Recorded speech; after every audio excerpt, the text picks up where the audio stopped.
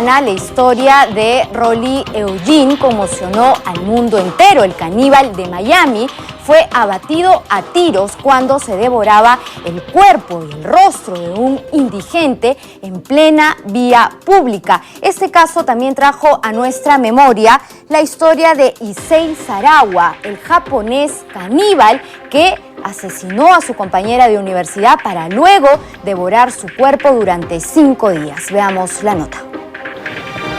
El romance comenzó así. Él tenía 38 años, ella 32. Él vendía poemas por las calles del Distrito Federal. Ella acababa de conocer el amor. Llevaban apenas 2 meses juntos cuando ella desapareció. A los 3 días, la policía la encontró en el departamento de él, pero ya no era la misma. Su torso en el closet, una pierna y un antebrazo en la refrigeradora y una mano cociéndose a fuego lento en la cocina. Pronto, la policía mexicana descubriría que Alejandra no era la única víctima. Y hoy sabemos que José Luis no es el único asesino antropófago que desconcierta con su locura a este mundo. Hay otros como él, caníbales de este siglo, una realidad parecida al infierno que podría estar, sin que nadie lo sospeche, oculta tras una inocente y cálida sonrisa.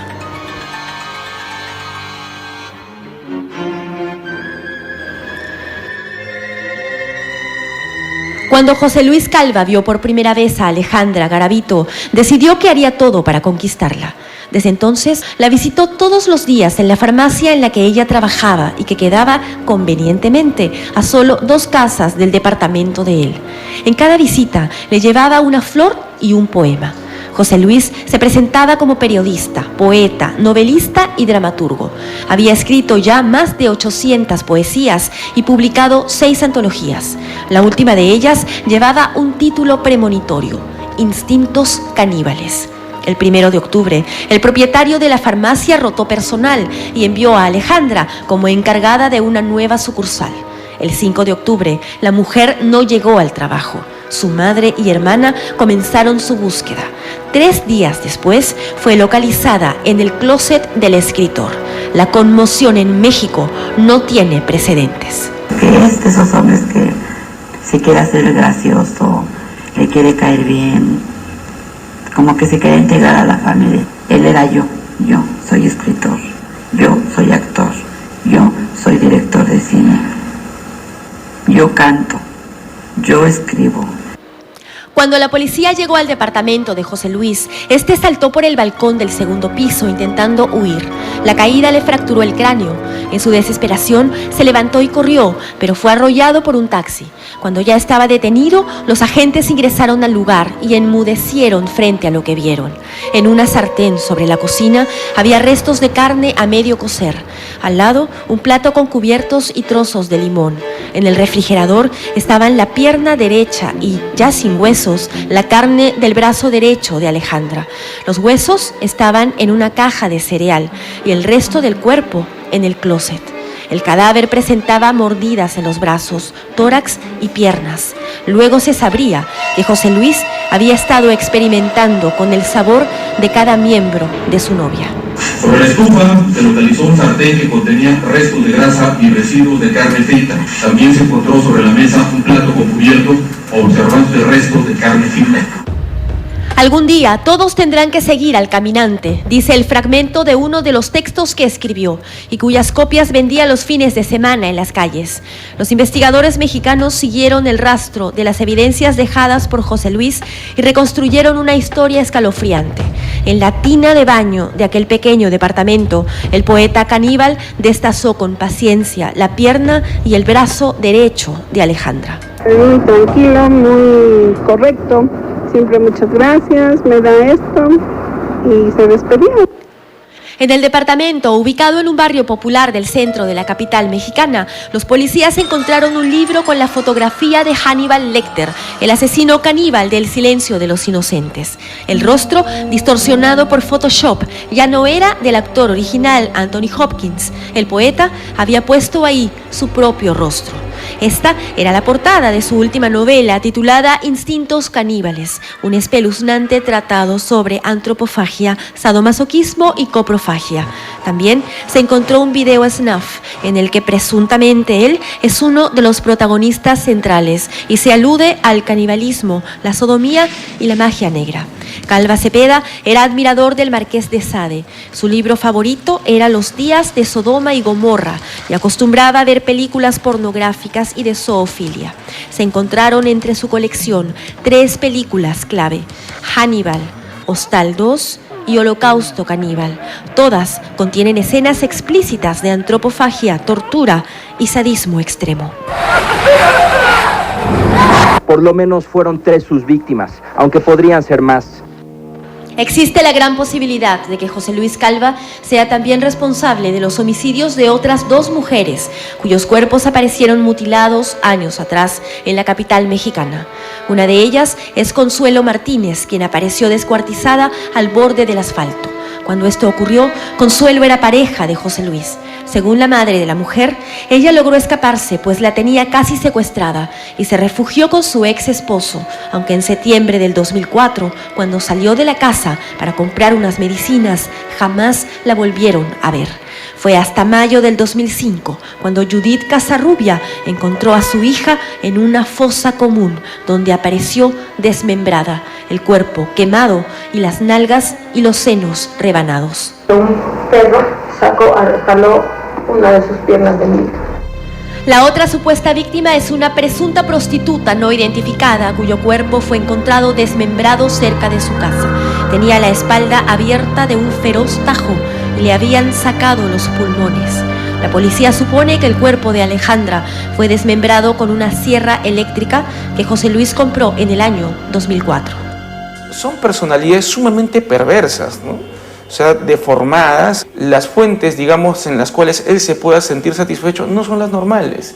Tiene que ser algo, un estímulo sumamente freak, raro, ¿ya? Bizarro y perverso, para yo poder encontrar el placer, cuando evidentemente todas las personas normales lo encontramos en cosas que nosotros catalogamos como normales, ¿no? Junto a la farmacia donde trabajaba Alejandra está el café internet Déjà Vu, donde José Luis montó su obra Requiem para un alma en pena en agosto. Para la puesta en escena pidió una calavera y una capa negra. Esta es la foto con la que inmortalizó su montaje. La policía ya determinó que José Luis estranguló a Alejandra para matarla y que además le propinó fuertes golpes en la cabeza para asegurarse de su muerte. Los cortes fueron hechos cuando ya había muerto. Personas de esta naturaleza también son finas, pues. O sea, tienen un desarrollo exquisito para proceder en la forma como proceden. O sea, no son cualquier cosa, digamos, dentro del argot del lenguaje, son otro rango, ¿no? Son otra jerarquía, si podemos llamarlo así. Lo vemos tan simpático y tan fino en su trato que vamos a pensar que es un delincuente. Pues ahí está el delincuente y ha establecido todo un protocolo de trabajo. Ha establecido toda una forma de cómo va a proceder. Exactamente igual a estas personas. Lo corto primero acá, lo corto acá, primero lo trabajo de esta forma, me lo voy, entre comillas, cebando, ¿verdad? Lo voy preparando hasta el momento en que debo ejecutar la acción y luego de eso, pues bueno, empiezo por aquí, por aquí, por aquí, por aquí. Como decía Jack el Destripador, vamos por partes. Lo que el doctor Carlos Lescano describe, muy a su estilo particular, es cierto. Todos recordamos al psiquiatra Aníbal Lecter, quien alternaba sus finos modales con una aterradora voracidad caníbal. Pero este mundo macabro que nos pintó Jonathan Demme en el cine no está lejos de la realidad. El canibalismo existe y ha existido a lo largo de toda la historia de la humanidad, desde Egipto hasta Sudamérica, desde Asia hasta el Caribe. Numerosas culturas practicaron en alguna oportunidad la antropofagia ritual. Y un ejemplo reciente fue la extrema situación de los deportistas uruguayos sobrevivientes de un accidente aéreo en 1972 que se alimentaron de cadáveres, provocando indignación en algunos. El canibalismo como forma de supervivencia, en este caso, era realizado siempre después de una oración solemne. ¡Están congelados! Comeré este pedazo.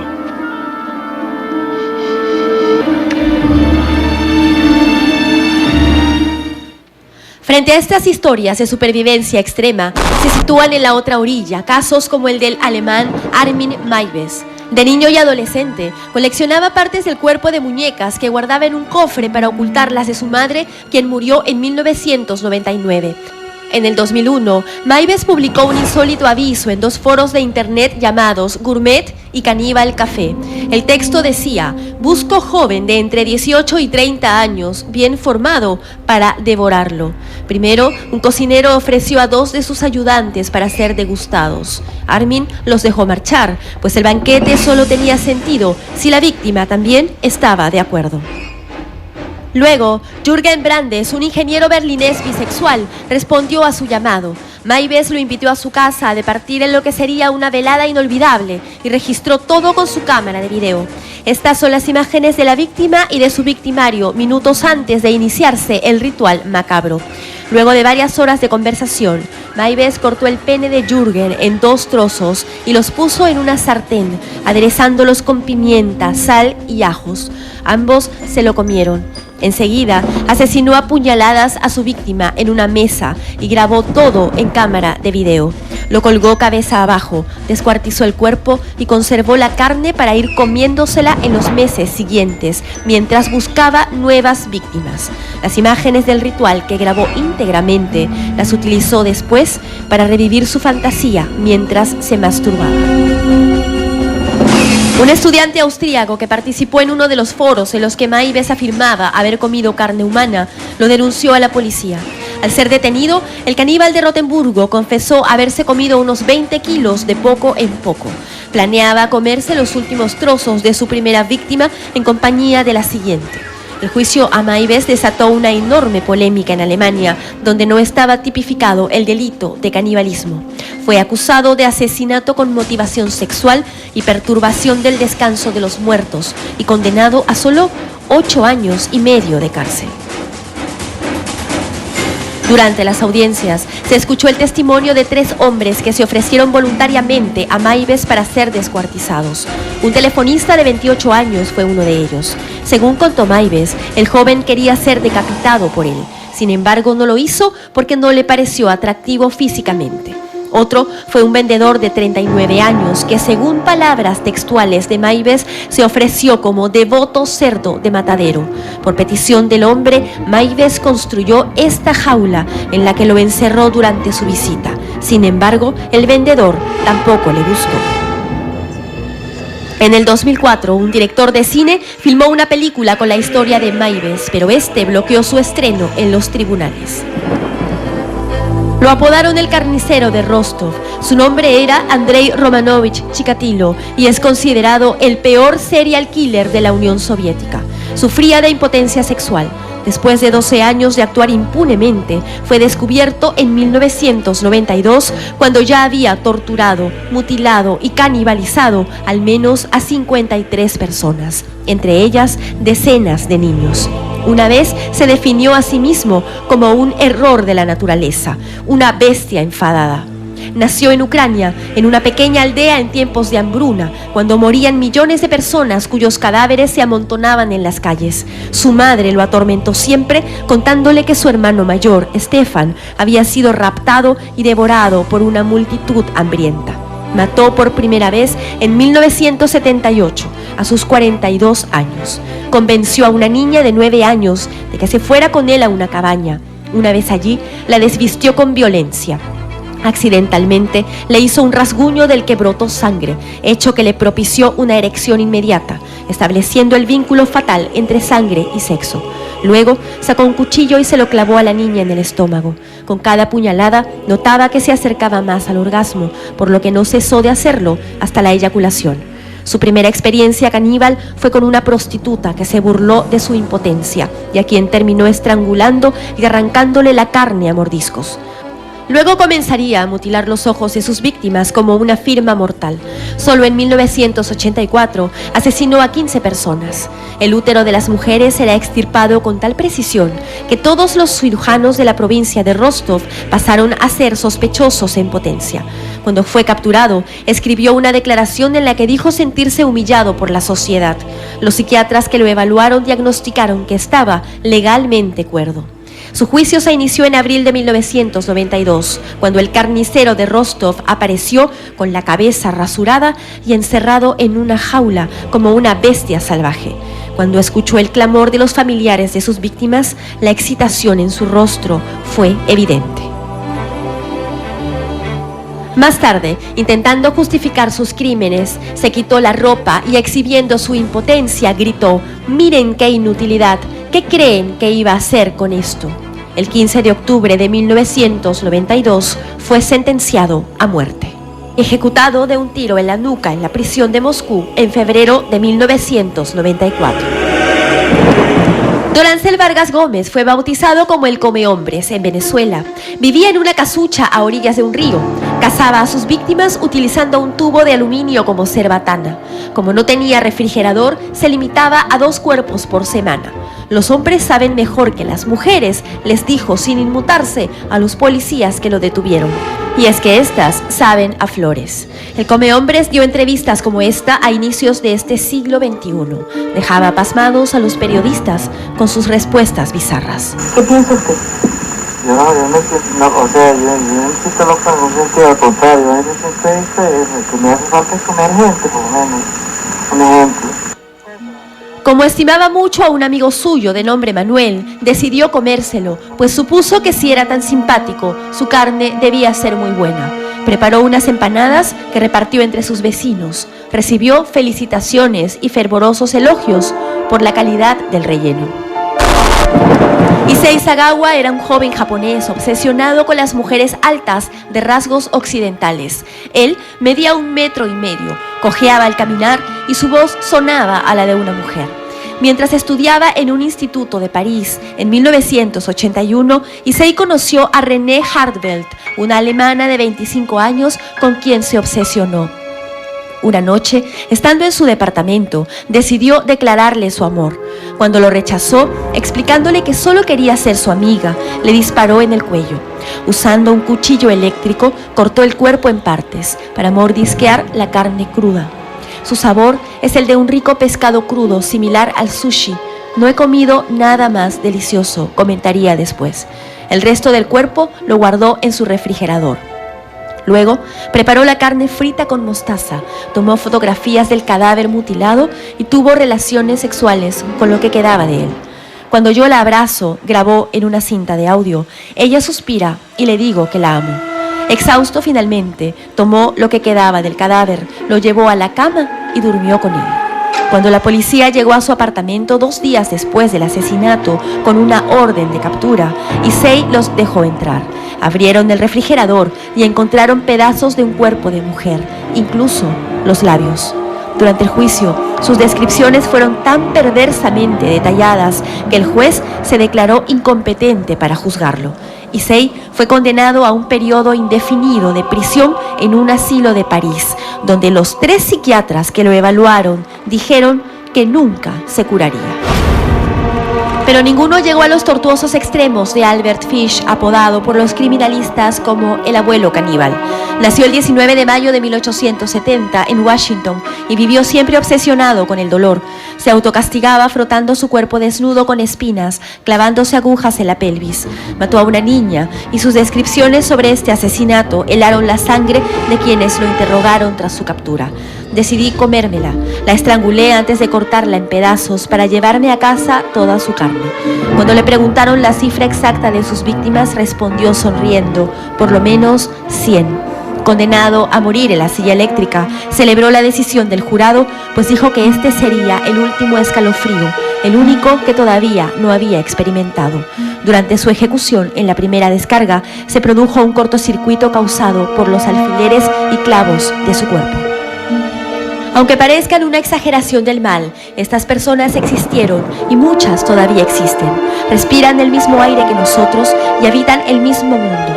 El joven Issei Sagawa es hoy un hombre que camina por las calles del mundo. Su multimillonario padre, desde Tokio, hizo un trato para que en 1984 su hijo fuera transferido al hospital psiquiátrico Matsuzawa en Japón, pero salió libre a los 15 meses gracias al dinero de su familia. Su historia y la de muchos más nos recuerdan que el mal de verdad existe y que podría acechar a cualquiera como una sombra voraz.